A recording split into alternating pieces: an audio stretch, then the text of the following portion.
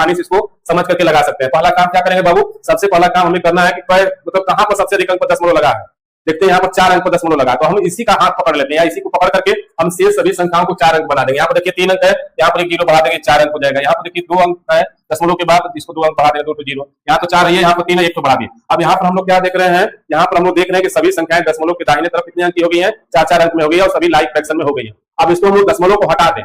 दशमलव को हटाने के लिए हम लोग क्या करते हैं, दशमलव के ठीक नीचे जो लिखा गया दशमलव, इसके नीचे 1 लिख देते हैं। इधर जितनी संख्याएं हैं उतना हम लोग 0 बढ़ा देते हैं, यहाँ कर दिए। फिर उसी तरह इस दशमलव के नीचे 1 लिख देंगे, इधर जितनी संख्या है उतना 0 कर देंगे। बात समझ में आई। फिर उसी तरह यहाँ पर दशमलव के नीचे 1 लिख देंगे, इधर जितनी संख्याएं हैं उतना 0 कर देंगे। फिर यहाँ पर भी हम लोग क्या करेंगे, दशमलव के ठीक नीचे 1 लिख देंगे, इधर जितनी संख्याएं हैं उतना हम लोग 0 कर देंगे। अब जो संख्या नीचे 10,000 है, इसमें से दशमलव को हटाने के लिए हम लोग ऊपर भी 10,000 का मल्टीप्लाई कर देंगे, इसमें भी 10,000 का हम लोग मल्टीप्लाई कर दें, इसमें भी हम लोग 10,000 का मल्टीप्लाई कर दें, और इसमें भी हम लोग 10,000 का मल्टीप्लाई कर दें, तो क्या हो जाएगा, दशमलव हमारा गायब हो जाएगा। दशमलव क्या हो जाएगा, गायब हो जाएगा। इसको हम लोग क्या बोलेंगे, 20 पॉइंट हट जाएगा, 0 0 1 0 हो जाएगा।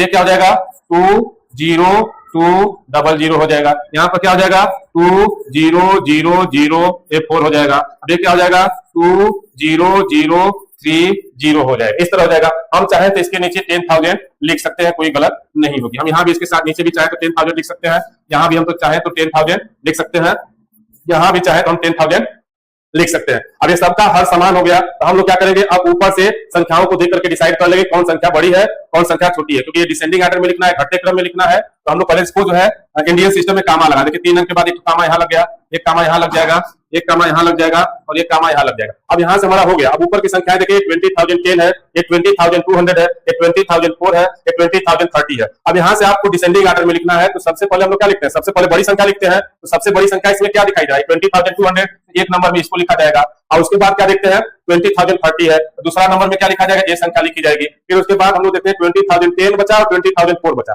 उसके बाद क्या है, 20,010 है, ये 3 नंबर पर लिखा जाएगा, और ये लास्ट में चौथे अंक पर ये संख्या लिखी जाएगी।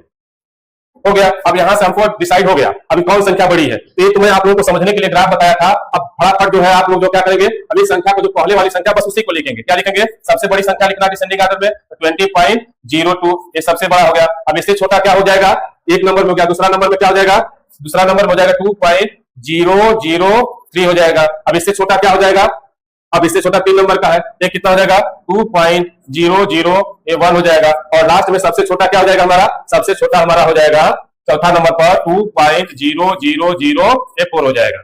ये मैं आशा करता हूं कि आपको जो है अच्छा लगा होगा। इसके लिए आप लोग जो है जो आगे की एक सवाल है, इसको आप लोगों को होमवर्क के रूप में दे रहा हूं। इस सवाल को आप आगे जाकर घर पर हल करिएगा, ठीक है।